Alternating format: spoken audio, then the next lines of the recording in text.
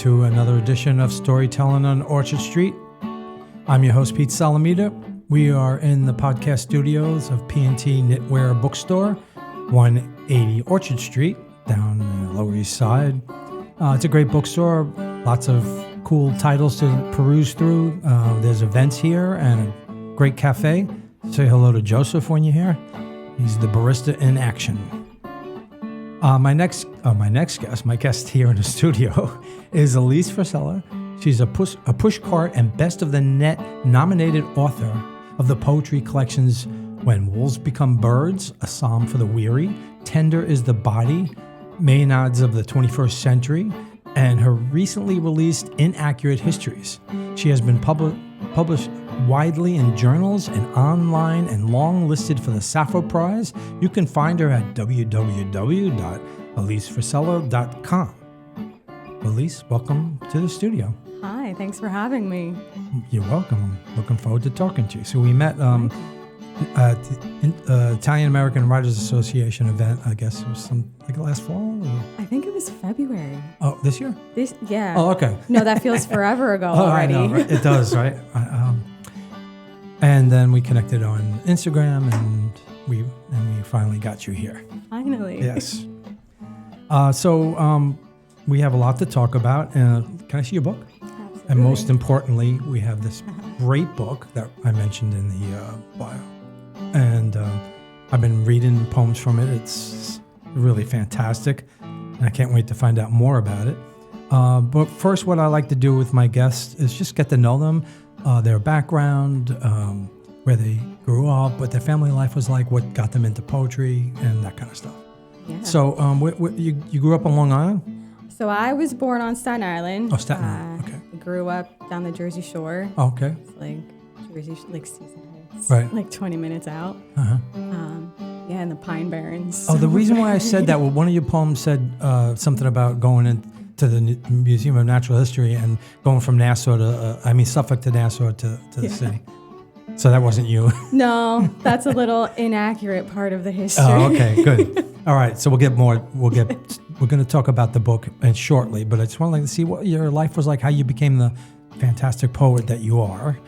No, you really are. Thank you. I love your book, and I hope to be able to read more from that book and also from other books of yours. So what was your family life like? Your both parents are Italian? Yes. Okay. Yeah. And what generation? Third. Okay. So I would be fourth. My great-grandparents, emigrated. Okay, so I see that here and there in the book. Okay, so I wasn't sure if that was inaccurate too. No, that's actually accurate. Right. Okay. And they came through Ellis Island and that whole thing in the early 1900s, or?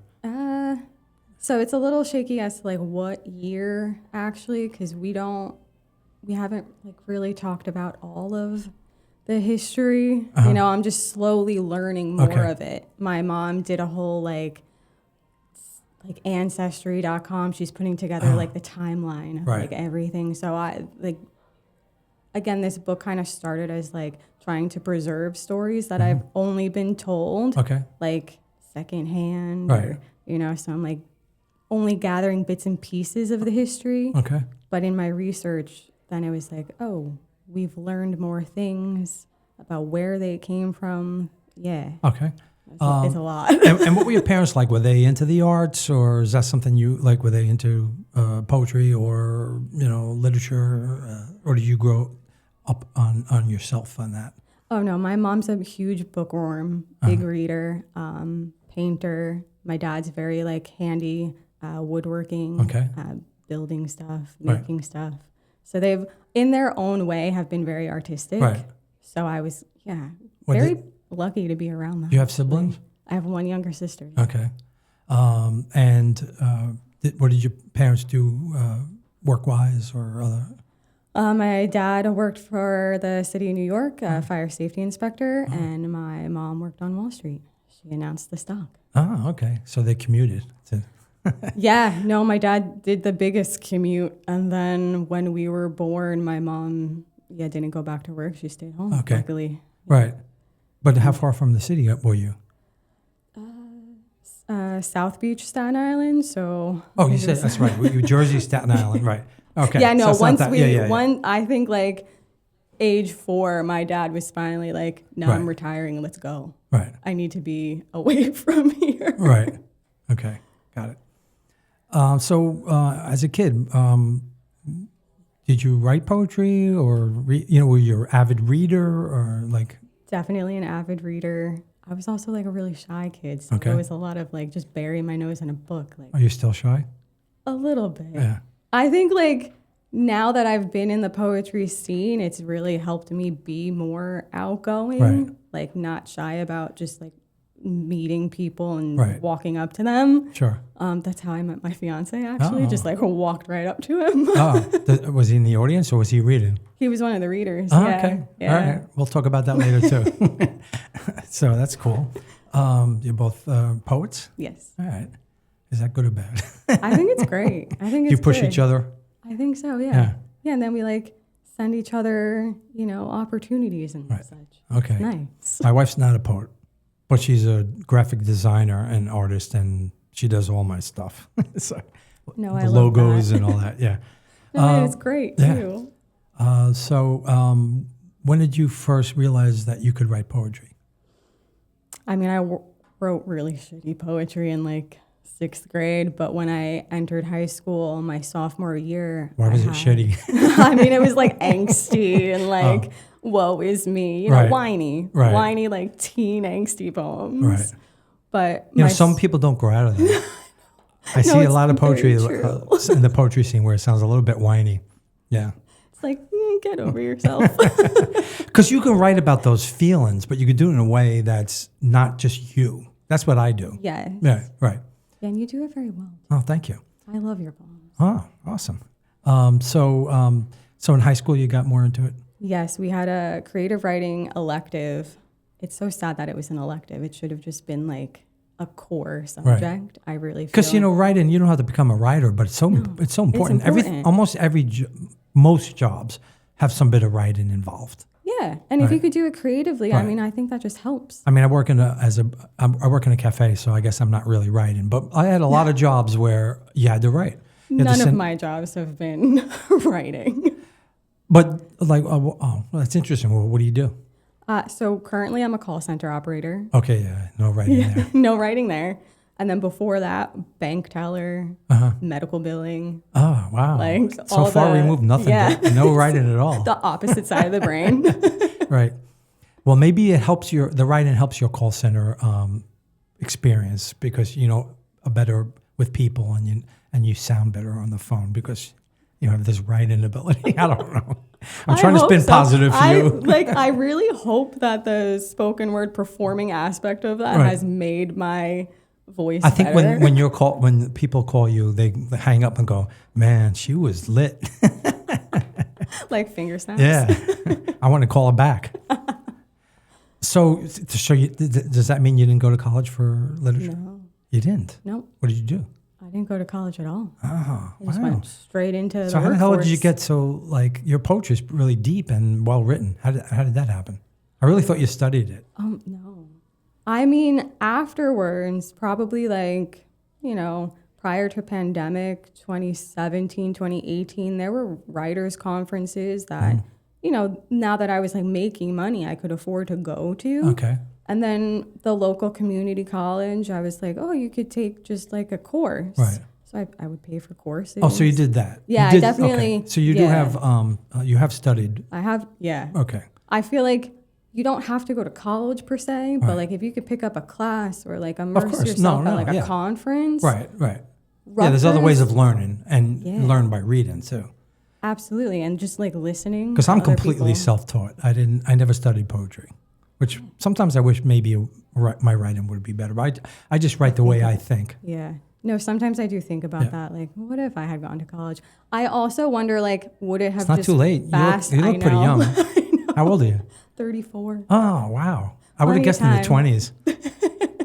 Thanks. I'll let my facialist know she's doing a good job. Okay. No. I mean, sometimes I think should I have gone? But also I feel when I was in school, I was I can't write another essay. Right. I can't do this. Yeah.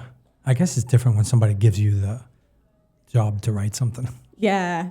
No, you said your wife was a graphic designer. Yeah, she is. Yeah. My She's best an art director. friend Yeah. is a graphic designer, and she does feel that sense of like when it becomes a job, it becomes you're less passionate about it. You don't want to do it. Right. So I kind of feel like if I had gone to school for it, maybe I would have lost the passion for it. Yeah, I don't think it's necessary. I mean, I've had a lot of poets here that didn't study that. I had one poet who was a pilot. Oh my God, that's so I have poets from different, people come from different places. Yeah. I think the only thing that matters is your passion for it. And like I said, if you read and you took some classes and you don't need to go to college where you're going to have to take math and history and science. Right. Yeah. Although some people science. use those things in their poetry too. Yeah, when I worked at the chiropractor, so much of the human body just ended up in my work. Oh.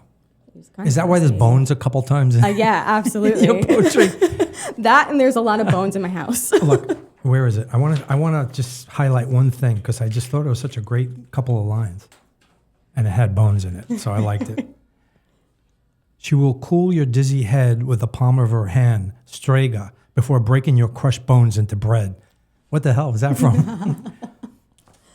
That was just, Strega is Italian for witch. So okay. That poem is very feminine power, F the patriarchy. Right. And there's a lot of that in your poetry. Absolutely. Where does that come from? Because I don't think you grew up that way. Like you didn't. No, I definitely didn't grow up But your grandparents and maybe, great grandparents and maybe grandparents? I kind of feel like the women in my family kind of ran shit. Well, that comes out in your poetry too. Right. Yeah. But for me personally. See, men want to try like they want to act like they run stuff. Yeah, they don't. No, I don't even try acting with my wife. We know she runs shit. The behind this, you don't see it, right. but you know that they are running. Right. I'm okay with knowing that my wife's smarter than me and better at running shit. Yeah. No, but I'm a great chef, so I have something going for me. So is my fiance. I'm like, there we go. There you go. Yeah. But I was a paid chef though. A professional. See, that's great. Yeah. That's some bear energy right there. Yeah. But no, growing up, I think I equated so much of my self-worth to what man wanted me. Mm-hmm. So I think in my poetry, that was me processing how to become more confident and in control and independent and just in my own feminine energy and power. Okay. So you said your mother did research into the family lineage. Yes. That was recent? Yeah, she's been doing it for the last couple of years now. But were there stories passed down? Oh, for sure. So it's called inaccurate histories. Is it histories of your family or of you think of just mostly or women in general or especially immigrant women? It's definitely from the perspective of my family specifically, but I think that is relative to other immigrant women. Mm-hmm. I think you don't have to be Italian American to understand the poems and the feelings expressed. No, definitely not. I think But that's part of it. That's your heritage, and and it's nice to have that specificity. Yeah, it was interesting. It was scary though. It's still scary talking about it because it feels oh God, it feels like you're airing dirty laundry or something, or the skeletons in the closet. Right. But no, I got this deal of I had a writer say that I think a couple of writers say that there was a little bit after the books came out. Yeah, there was a little bit of tension or backlash. I know. Luckily, but it just yours doesn't seem so.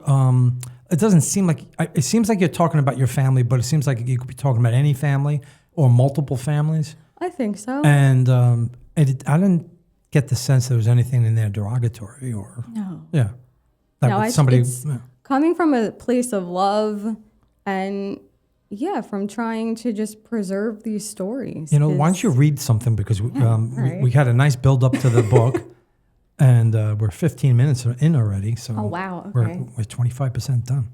All right, I think I'll start with this one. Okay. A woman holds a vacancy. I am not my mother's firstborn. An argument let the bones of that skeleton tumble out of its closet. My mother's wound, a wounded baby bird starving in the nest. She is not the only one to hold her secret in her chest. My mother's past life is the branch split by the lightning strike. Such thin skin on the newborn bird I notice as it lies crushed in the dirt. My mother's remaining children and her ghosts haunting the room. The unspoken hollows in the family tree, my grandmother's wounded womb, a hysterectomy, a piece of her removed. A woman would carve out her organs until emptied to feel forgiven the heavy stones of the dead son she buries, no photography to immortalize a memory. A mother's remaining children and the ghosts haunting the room. Mother, every year you swallow the moon and a new crater is carved out of you. I know of the craters formed in women who yearn. My aunt who wished her womb could do more, was told by the doctors a pregnancy would cause more harm to her already ravished insides. A woman's only child and the ghosts haunting the room. Mother, you are a planet in gravitational pull. A daughter is a satellite that orbits you. Do not think her devoid of light if her galaxy never breeds stars. Somehow I decided my belly would never be full. A deflated uterine balloon, a vacancy, but no one could rent the room. I am not incomplete. If you tie up the tributaries that run through me, I will have no firstborn. There will be nothing to bury or mourn. I will overflow in other ways. A woman remains, exorcising the ghosts from the room. Wow, that's pretty heavy. So there was a lot going on in that poem. Is that based on real? Yes. Right. So explain it a little bit to me. I'll try to explain it without giving like too much detail because again, Is it too sensitive? I want to respect my mother's privacy in that, but I think it's pretty self-explanatory for everyone listening to the poem. But I did pull from my mother's past. My grandmother did have a hysterectomy. She did lose a child, and then my aunt has Crohn's disease and Graves' disease. She was told that she shouldn't get pregnant. She decided to anyway. She desperately wanted like a second child as well. I don't really speak anymore, but how come? No, you don't have to say. Is it too much? I mean, no. I think she married into the family. My uncle passed. I see. And then that happened. Yeah, we kind of just all parted ways. We drifted, but she was a good chunk of my childhood. Right, that's sad. It is a little bit. Right, yeah. but life's like that. Life's like that. I have, at my age, that happens like tenfold. Right. Yeah. But I wanted to make that nod to her because this is a poem about the women in my family and just womanhood and women who want to have children, who can't have children. I think regardless of your that's relatable to all women. Yeah. And then me choosing I don't want them. Right. That also so you have made that decision? I've absolutely made that decision. And solid? That's a solid no from Your me. fiance is cool with that, I guess. Oh yeah, that was that day one date. I do not want children. Right. Well, that's What date? The first date? That was definitely that was very listen. Okay. Because at that point I'm 32. I'm right. I'm not wasting anybody's time here. Please don't waste mine. I guess your fiance's in your age range also. Yeah, he'll say he's an old man now. He's 40. Oh, okay. Well, then at 40 he's probably fine with that decision. Yeah. Yeah. No, I know so. Well, I mean, it was after you said that he stayed, then he should be. But people change their minds. But since he's older like that, then it's probably an easier thing to come to because it's harder to have children later in life. Definitely. Yeah, I mean, I found out because I was 45 when my son was born. It takes a lot of energy to. It does. And your energy. I highly respect that. And your energy is a lot less. What was weird was I became a chef and a father at the same time. I don't know what the hell I was thinking. I want to rewind the clock. That's a little stressful. Yeah, it was really tough. Anyway, what I was thinking of something before, and now I lost my train of thought. So when you were growing up, like were like Italian families, sometimes you mentioned your aunt, and were there a lot of like cousins and aunts and uncles and like people always getting together and that kind of a thing? Yeah. So me and my sister and then my cousin, we are like the babies of the family. We are like the last. Is your mother? Well, how many did she grow up with? Siblings? One. Oh, one. Yeah. Well, technically two. Okay. But one. Yeah. Right. And what about your father? Also one. Okay. Yeah. Well, it's funny because I'm again Italian American, but from the 50s. My parents. I'm born in 57. One of 7. Right. So it's unusual to hear Italian families. Right. Okay, that's my right. grandpa because you're is younger one than of me. 7. Right. Yeah. That's why. Yeah. It like slowly trickled to Right. less and less. Well, children. none of my siblings had more than. Wait, let me think about this. Everybody only had 2 or 1. That's crazy. Or yeah. Yeah, no, and now we've got like the 4 remaining like the grandkids, and Right. like no one's had a kid yet. Right. Like I'm not. So Right. So it's crazy, but yeah, and my grandpa, one of 7. Yeah, 7. Right. Yeah, but they were always around, so we would always. My mother's parents, so Right. we would always go there. All the aunts and uncles would be there.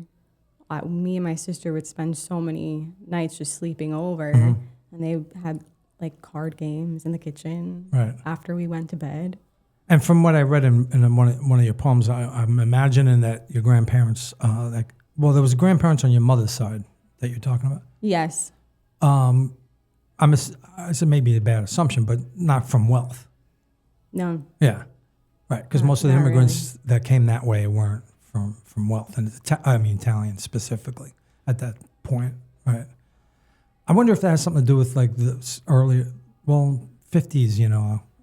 I think it was, at least in my town, there were a lot of people with big families. But I wonder if that's something to do with coming here and not having anything when you come here to have a bigger family.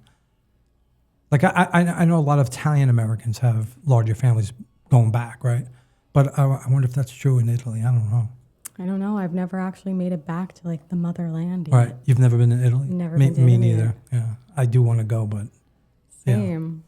Yeah. It's hard though because also like travel's expensive. Right. Yeah, of course. That's the reason why I haven't gone. I would love to do one of those trips where like you give the travel agency like your name and they can like track like where your family actually came from and take you around the town. They do that? I think, yeah. Wow. I think I know someone in the poetry community who did recently do that. Huh. And that's how I found out about it. I'm like, that is so cool. Right. Do you know Kathy Gigante Brown? Yes, I know of her. I haven't met her. Her book is person fantastic. I forgot the name of it. The Immigrant Hearts, right? You have to read that. I do. It's really, because I think it fits into what you're writing, but it's prose. There's a fly in here, so I mean, nuts. He wants to get in on the podcast. I know, right? He feels left out. Right. Would you like to read another one? Sure. Got a little party going on outside. So the studio faces a big window out into the street, and it's Orchard Street's very busy right now. Oh, it looks like there's a club or something next door. People are showing passes and stuff. I'll have to see if I get carded. Let's go to the party after we get out. Poetry party. I think I'll read this one. My dad has read the book bits and pieces because a lot of it's kind of painful, brings up like those memories for him, a little hard for him to get through. But I do recall when I wrote this poem, he had that, you wrote this? Right. Like that, good job. Right. Well, but it's not your first book. He hasn't read your other poetry? No, my dad's not a big reader of poetry. No, he most likes people to aren't. think like I thought it was supposed to rhyme. I know a lot of people like that. Yeah. My parents died before my first poetry book came out. And I don't think they would have understood it, but they would have been really proud. Yeah. My dad definitely thinks it's cool. Yeah. He's like, I don't really get it. And there's some of them in my book and in the second book. Second book, a lot of about my father, because the last 4 years of his life, my mother died first. And strangely enough, we thought he would just die right away because my mother was everything to him. He had nothing. He had no social life, no hobbies. It was work and my mother. It was that kind of a thing. But somehow he managed to hang in there for 4 years. And I think it would have lasted longer, but he had an illness that was took a lot out of him. But there's definitely a lot of references to him because I spent more time with my father in those 4 years than my whole life, oddly enough, when I think about it. You know, like one-on-one time. Yeah. And whenever we went to visit my parents, my mother was the social person, and she did all the talking. Now, is that an Italian thing? Because I feel like the men are never very, like, talkative. No, and don't share feelings or anything like that. Not at all. Right. Well, they share feelings by, like, yelling. And maybe, I hate to say this, a little slap here and there. Anyway. I do the yelling part, but not the slapping part. Yeah, no. I've toned down the yelling. Yeah. This is called Things I've Heard While Growing Up Italian. You don't look Italian. Do you get dark in the summer? Do you know anyone in the mob? Of course she's Italian. She's from Staten Island. And look at her nose. Yes, let's address my Romanesque nose, that hooked beak. For so many years I loathed my profile. Learned the perfect head tilt, the proper way to smile. Do you know my great-grandparents came out of Harlem? Yeah, 1/10. Do you know I can't say anything nice in their native tongue? But boy, do I know how to eat, and I can feed you well. Take a look at this meat, this Sunday bread, this superstitious Catholicism I cross my chest. There are a lot of names I won't take in vain instead. I think about the blood of my father's father, lush within my veins. It's a stain that blooms roses throughout the carpet. You can't rinse the blemish of a created name, but what is a name except a mark of one's history? Greasy Guinea. I still have the steamer trunk they came with off the boat. Seems unfit that one's whole life could hide inside of it. My mother's job at the stock exchange. They didn't like her name. She hid behind married. They didn't care that Guglielmini means Little William. People ask why I get so pissed when they miss the proper pronunciation of my name. Can never guess that this mess of letters in a foreign alphabet would mean so much to me. At least they didn't say, hey, bitch. But I have lived for years within this name and heritage, have grown accustomed to defining myself by the looping L's that swell off my tongue when I tell you it's Versella. My last name is a verse of poetry, a tree that extends its roots through the city and connects the constellations like a street grid, a subway map home. Yes, I am Italian, a vivacious, passionate woman. I know what it is to live because we are always dying, like a language you can no longer recall. The olive-skinned faces of grandfathers long gone. I am holy divinity carved from marble, the grace in a Renaissance painting, the Madonna as you pray for salvation. Yes, I am indeed Italian, as golden and blood as oil and wine, and I taste just as sweet on the tongue. Wow. Did you grow up with, flack for being Italian? And I couldn't think of a better word than flack. So, or you imagine it was like for your... Me specifically, I only got the comments about my nose. Looks like a bird beak. I remember that time in gym class. You know, kids are going to find something. Always. Yeah. Always. Yeah. But then my mother had a I like your nose. Thank you. I have grown to like my nose too. I will love never do anything nose. to it. Yes.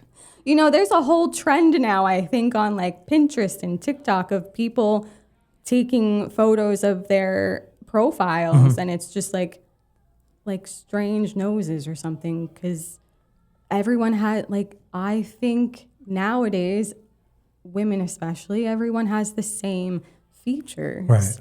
And I think it was Bella Hadid regretted her nose job because she's like, that, she said it, I'm not going to word it properly, but she said it, that is like my heritage. Right. Like, that's my dad's nose, and now she doesn't have it, so you'll never like remember. Right. It is kind of a way to like recall your family by your features. Does your nose run in the family? I mean, does it go back? Do you have photos from like great grandparents, like when they first got here? Oh yeah, I think there's like a video too. Really? But I have a bunch of photos of like the family that I remember growing up with, and then I know... Which would probably be just the grandparents, not the great-grandparents. I remember my great-grandparents on my mom's side. I didn't get to meet my great-grandparents on my dad's side. I only knew his mother growing up. So everybody must have had kids very young. I think so. In order to meet the great-grandparents. Yeah. I'm trying to think how old they must have been. Or is it, it's probably that, but also, I don't know if my great-grandparents were alive when I was born because they would have been in Italy. I don't even know. I had my great-grandparents until... I think junior year of high school. Whoa. I think, no yeah. Kidding. Wow. Yeah. Healthy stock. 90. They must have lived really old. 92. I think my great-grandma was 92. Okay. Both my parents made it into the 90s. I'm hoping that's a trend. I hope so. Although the way the world is, I'm not so sure I want to know the 30 years on it. I don't know. I used to work at a assisted living home in high school, and there were moments where I'm like, I don't think I want to live this long. I don't know if I want to live so long that I'm in a home. Yeah. Yeah. It's like if I can't. God, it's so hard. It's so hard when you see it's a really that. depressing It thought. really is so bad. Yeah. I don't know how you can make it better. What did you do there? Oh, I was the dish pit girl. The what? I was the dish pit girl. I just cleaned all the dishes. Oh. All night. The dish pit, you said? Yeah, the dish pit. I've never heard it said that way. Yeah, we called it the dish pit. I've washed lots of dishes in my life. I can't. I refuse. You know, when you're a chef, unless you're in a big restaurant or whatever, you do wash a lot of dishes. You have to do your own. Well, there's a lot of dishwashing going on with cooking. Do you cook? A little bit, yeah. Do you make brajol? Not yet. That's on the list. I make brajol. I make really great breakfast. Did your parents make pigskin? No, they roll it up actually, and no. I don't know if I would like it now. I remember kind of liking it as a kid. There were a few They things. made some weird things back then. Tripe. No. Okay, wait. So there are a few things that my dad growing up poor was like, I will never touch that again, ever. And what was that? Like what was on the list? Like tripe. Yeah, tripe's pretty gross. There are definitely a few things that like. Although I wouldn't mind a little bowl of squingili right now. I mean, I just don't like the tentacles. Oh, okay. We'll leave the tentacles out of your dish. Someone else eat them. So you don't. And when you go out for dinner and you have fried calamari, your fiance gets the tentacles. Yeah, everyone else can have the tentacles. Just give me the rings, thanks. What's his background? Italian and Irish. Okay. Yeah. Wow. Okay. Which is also like my mom is half Sicilian, so yeah, I feel like Italian and Irish just is the mix all the time. They fought, and then sometimes they fought so much they loved each other. Yeah. I guess I don't know. If only we could all just fight towards love. Right. Can we? How long does it take you to write one of your poems? I mean, sometimes something will come over me and I'll bang it out. Mm-hmm. Other times it could take a couple days for me to really, really piece it together. Yeah, because like if you read my poems, I write them and I write them really fast. I do sometimes edit them, but I don't fuss over them. And I can't do what you do with wordplay and some of the other poets I had on here. I stick to my lane. But I was wondering, because some of your poetry, like it's a lot of detail and a lot of thought looks like is put behind it. Yeah, especially that piece. I feel like that took a few takes because I feel like you write a stanza or you write a couple lines and it's kind of like piecing a puzzle together. You're like, where is this really supposed to fit? So you just rearrange a bunch of stuff. You wrote the book with intention, like all the pieces were intentioned to be in this book. Actually, no. Oh, okay. This book. So you were starting to write about family, and then you realized you wanted to write a book almost entirely about your history and. Yeah. It started while I was writing When Wolves Become Birds. What's that about? Is there a theme to it, or? There is a definitely arcing theme of just realizing that you're not trapped where you feel you are mentally, physically, and that you can. And that's the bird. Yeah, that's the bird. You can achieve so much more if you just spread your wings and fly. Blackbird singing in the day. Mm-hmm. I only a few years ago did I find out that that's about Little Rock. Oh. It's a civil rights poem. Yeah. Oh. It was a great, beautiful song without knowing that. I mean, you know that. But that's the image of even more powerful. Right. Yeah. But the bird, I guess, I think it's something to do with, you visualize the bird looks free because they're flying. Yeah. Right. And specifically like a bird of prey for me, because it just felt more like I could just take what I want. I feel like young girls especially, I think I definitely wrote that for my younger self. Okay. But I was also grieving not just past selves, but I was grieving my grandfather at the time. And then those poems, like there was definitely a definite like, okay, this is when wolves become birds, this is something else. Right. And it turned into this after my grandmother passed, because then I did realize I'm not having children. Who's going to remember these stories if I don't like write them down somehow? Right. So I started writing because I was grieving, and then, me and my dad weren't getting along. So I was like dealing with that. Oh, how come? I mean, you don't have to say, but. Men.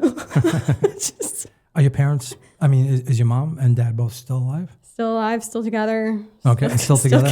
Okay, good. God bless them. How many years? Oh, that's a great question. Well, you're in your 30s, so. I'm 34. They were married in 87 or 88. Oh, I can't do math. Oh, so you were born pretty quickly. Yeah, I was born. Yeah. 2 or 3 years later. Right, yeah. All right. They went right to it. Well, that was also interesting, too, because I feel like they were older than the normal age for people getting married and having kids at that time. Right. But, yeah, we were not getting along so well. Okay. And then I just started, like, writing through all of that pain and grief. And I totally understand that. Let me write down this these book stories. Right, all right. Yeah. That's how I became a poet. I had a lot of, family stress. Yeah, with both parents dying and my son becoming a teenager and having difficulties. And I just really started writing just to get it out of me, And I realized I like doing this. But then I realized I didn't have to write specifically about me and what I was going through. But I could do that with telling other people's stories. Yeah, it becomes something broader and greater than yourself. And then I realized I want I want to go deep into what it's like to be human and the different things that can happen and the different challenges people face. And, that's what I do. I find it interesting that performing the poems now, like people will come up to me and say how much they relate to certain pieces. And it's just When did you first crazy. start reading? Ooh, I first started reading at a coffee shop. I think it was in like 2010. Okay. No, 2014. I'm trying to think because after so high you school. were pretty young. I was a baby. Yeah. I was scared. Were you like the youngest there? No. A lot of the poetry readings I go to are really, I guess it's just because these are the people I met, but they tend to be on the old, my age, maybe a little younger and even older. Yeah. I've seen one poet was like 90, I think, that came to one of their. Oh, I love that. No, I have a poetry group, and one of the women is like, I think 90. You have your own group? Yeah, the Barnegat Poets. Oh, that's what that is. Yeah. And is this an in-person thing or online? It used to be in person, and now it's online, which thank the Lord, really, for Zoom, because I would not be able to attend because I moved. I just double-checked. I want to make sure we're getting to your talking points you suggested. I guess we're doing it right. I think so. Yeah. I like going with the flow. What I do like to ask people is, do you have other interests besides poetry that also might influence your poetry? For instance, I was actually a drummer for years. So music is in my poetry a lot. And I tell stories about human existence through, a musician's point of view or That's life. Right. You have the other event with music and poetry, right? I do. So I read, I go to some poetry readings by myself and read alone.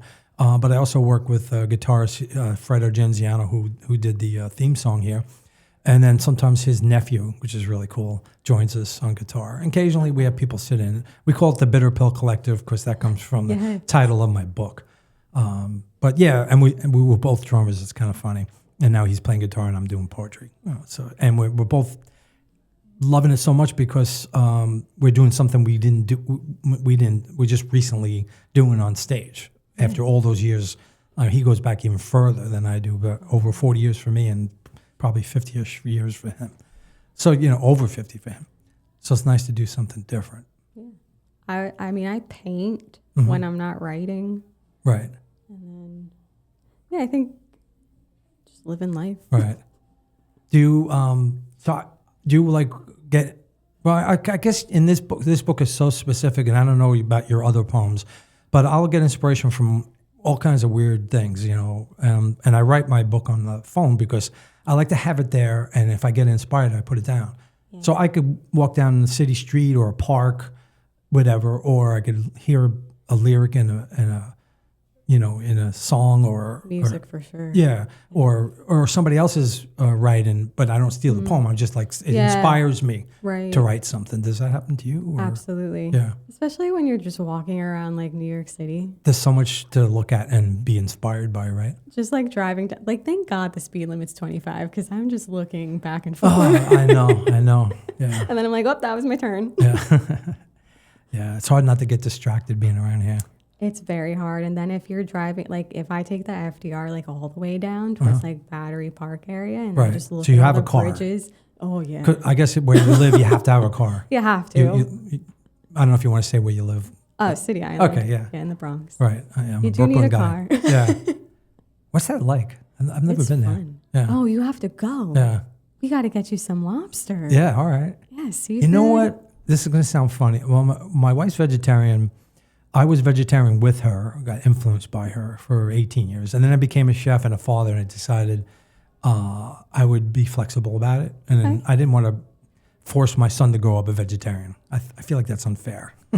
Like they have to go to parties and say, no, I can't eat that, I didn't want to do that. Let him decide. And then when you get older. Of course, he recently decided he'd be a carnivore. Which is funny. Yeah. That's why I don't eat meat anymore. I let him eat it. No. And then you do hit a certain age where you're like, well, I actually physically can't eat but this now. I do like lobster.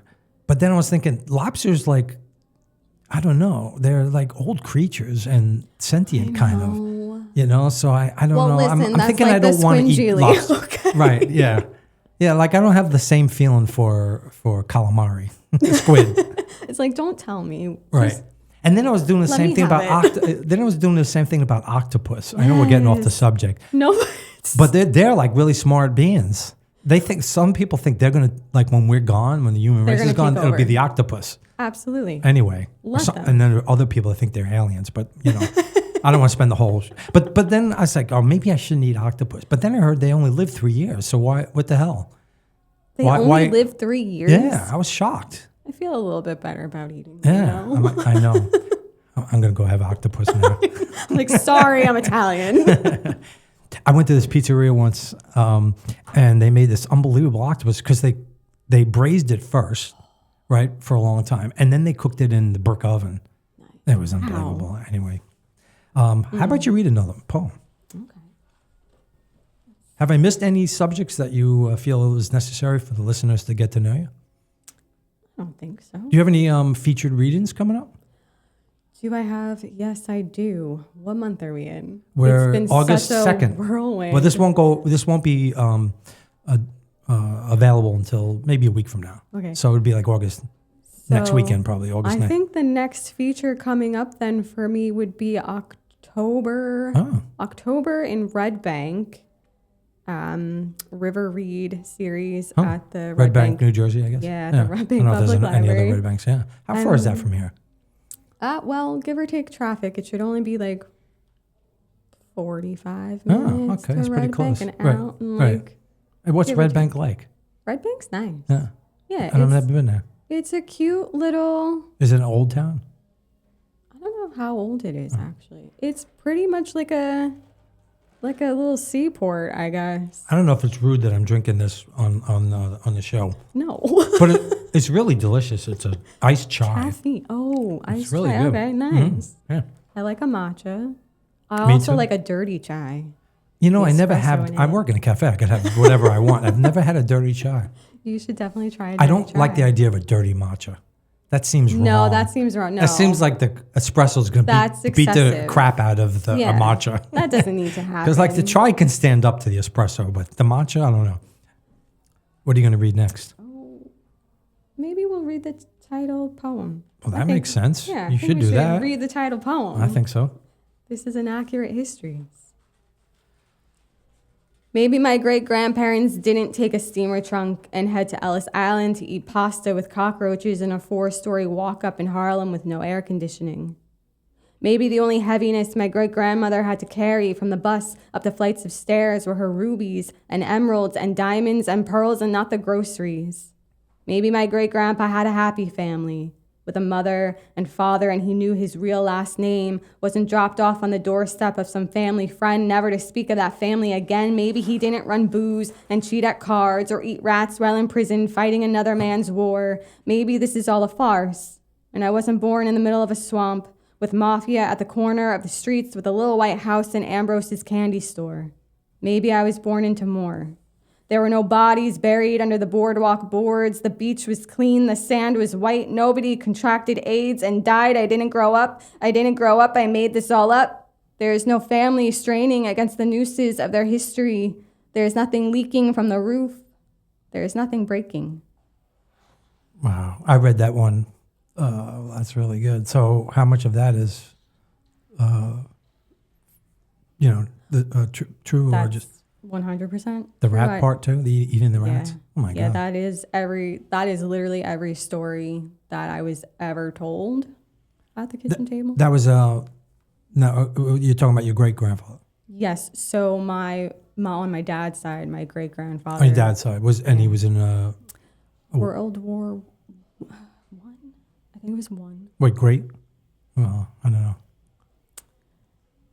Timelines are very hard in math. Right, yeah. Also inaccurate because you don't always recall things properly. Right. Well, World War One, 1918. I think that was when he was born. Right. So World War II. Had to have been 2 then. Right. He actually went back to Italy. For the war? Yeah. Yeah, God, I've heard of that. Imagine that. That's crazy. Yeah. That's always been the most crazy thing to me. Right. Like you went back. Right. I know. And then you were in prison there. Right. Oh, he was a prisoner of war? Yeah. Holy shit. That's where the rat came in. Yeah. That is the story that I was told. Right. Again, it's a hell of a story, true or not. Right. And it makes an unbelievable poem. And that's the thing about inaccurate histories, because and I think everyone with family heritage history can understand that, like, you're told a story, like it's like the game of telephone, like how many people has this story like passed through before it got to you. It's a great story. I mean, your stories are great, and it's great that you've done this. It's nice to have it's not nonfiction, but it's still telling the story, of your family. Yeah. So I usually read one poem. Yeah. And I picked one because the protagonist is a woman, and I don't know if I try to pick one that might fit the sensibility of my guest. I don't know if this does, but anyway, it's called Fade in Fantasy.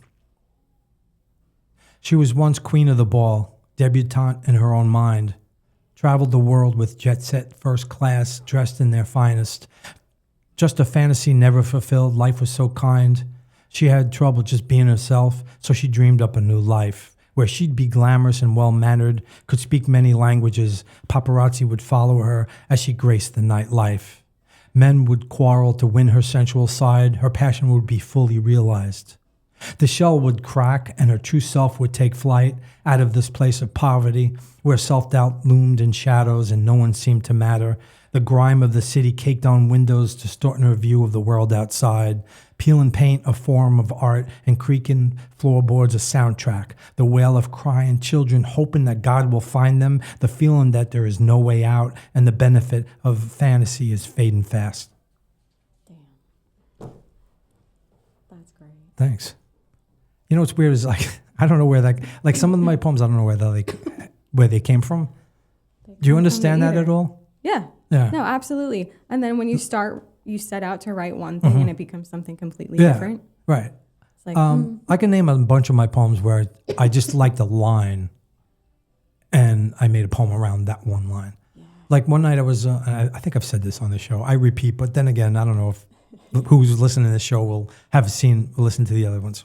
But one time I was, at night I was taking loose change out of my pocket and I put it into this little jar, and then there were buttons in the jar.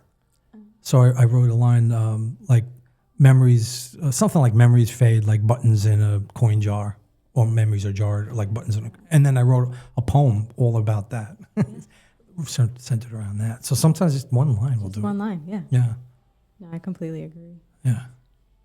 So have you been out and reading a lot? Your book, reading it? We have consistently been doing reading since February. Right.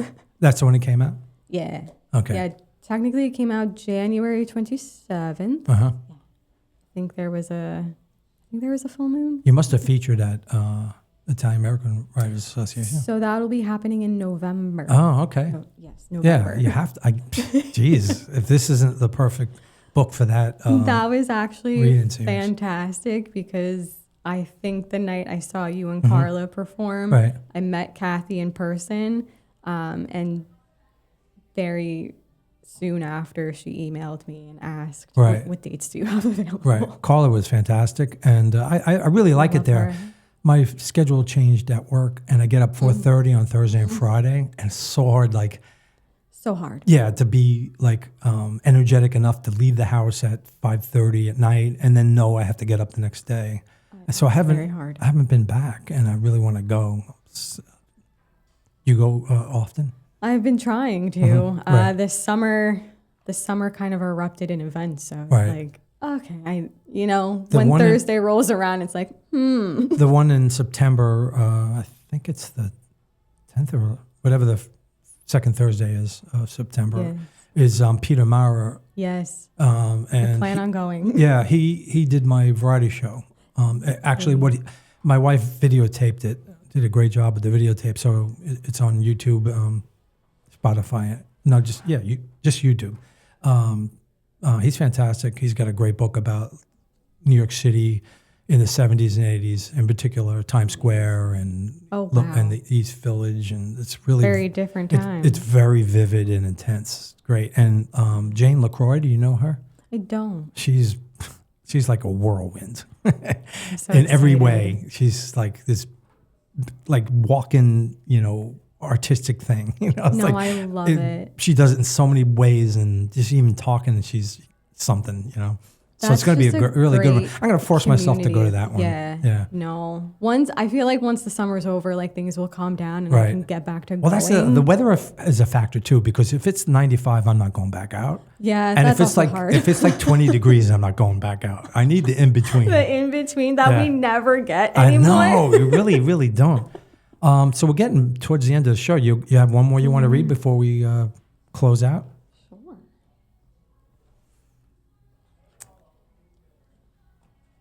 This is called Philomena, Mildred, Angelina. My grandmother's name was Michelle. Philomena. Yeah. This is the family line of women. This is the matriarchal line. This is what the women do. Prepare the room. Sweep the step right to left. Keep away the dead. Wash the linens in the tub and hang them on the line. Bring together with darning eye crocheted threads. Knead the bread. Knuckle to yeast and yeast to rise like the blood in our cheeks, the fire in our breasts, a conflagration in the stomach. We prepare the womb. We alone bury our dead children, keep our husbands' secrets, hold their violence. Become bronze statues monolithic over stovetops. One day you will leave the stove on. Become a shade in your own house where you keep the blinds drawn. You will not cry when the husband dies. You will wail, a strangled bird through the coal mine, and swallow the ash. You will not cry again. You will reflect on memory until the memory is shinier than how the rest of us lived it. You will mourn the present. We women ache somewhere deep, tormented wraiths holding the walls of the house up, tending to the living room of dying men. But we will love again. Children with cherub cheeks and Michelin thighs, we will dance again, like seraphim with weary wings, singing hymns above the fireplace. So I was just thinking, I do a variety show in Brooklyn at a place called Young Ethel's in South Slope every 2 months. I decided monthly, like some people do monthly or weekly. I don't know how they do that, but weekly's a lot. Yeah, and even monthly, because I put a lot of energy into it, and I didn't want it to be like, become a job. Right. You know, and I also so I produce it and host it, and I perform too. So I didn't want to have to do too much. But so the next one is September 20th, but that's booked already. But how about once I get a date, we talk about you doing the November. Cool. Yeah. No, because I definitely want to check that out. Yeah. It's been on my radar since I met you. Oh, it's okay. But let's say, I don't know what the date is yet. As soon as I have one, it'll probably be like the third week. I'll try to avoid bumping up against Thanksgiving. Yeah. Holidays. Yeah. But I would love to have you on one of the future shows. Yeah. Any parting words of wisdom? Parting words listeners of wisdom. Or the viewers? I think be interested in your family history. Mm-hmm. Take the time to research it. We all are so much more alike than we let ourselves believe. Well, that's what I think about your book. First of all, I think women will get a big appreciation out of it. I think immigrants from anywhere. Yeah. But I didn't feel like, as a man reading it, it's like, you know what I'm saying? Like I related to it too. I didn't think that. So even though Thank you. Your stories are from the point of view mostly of your family, but also largely the women, right. What women go through. I didn't feel like I was, not in the right not room, included. in the right room. Yeah. Are you working on another book?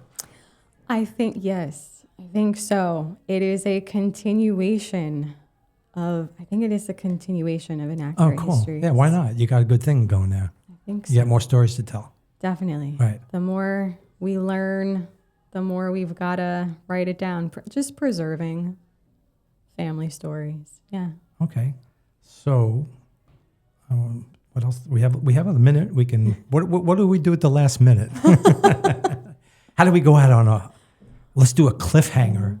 Oh. No. But anyway, I really had a great time talking to you. Same. Yeah, you have a nice energy.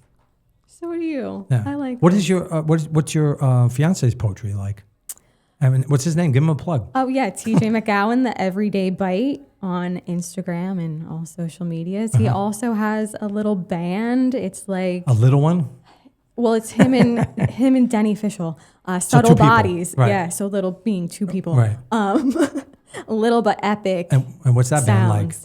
That's, how do we describe it? Because he always has a hard time describing What's the instrumentation? Himself.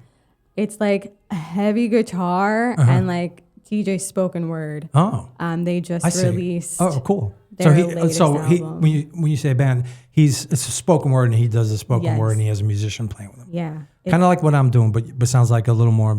More like metal. Yeah, a little more metal. Okay. Definitely. Cool. Because Denny has like a background in metal. I see. But yeah, I want to hear it. Definitely check it out. When, Subtle Bodies. All right, send me. I will send it. Yeah. Send me a link to his Instagram and then I'll follow him.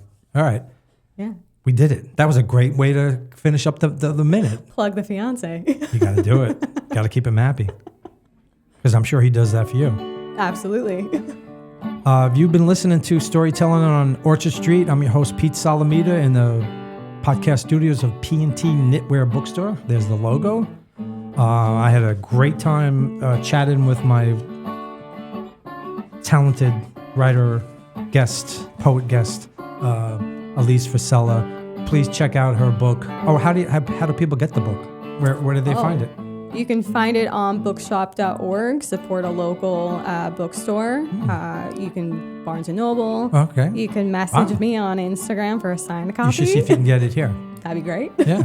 Okay, Alise, it's been great talking to you, and thank you all for listening to the podcast, and, well, adios.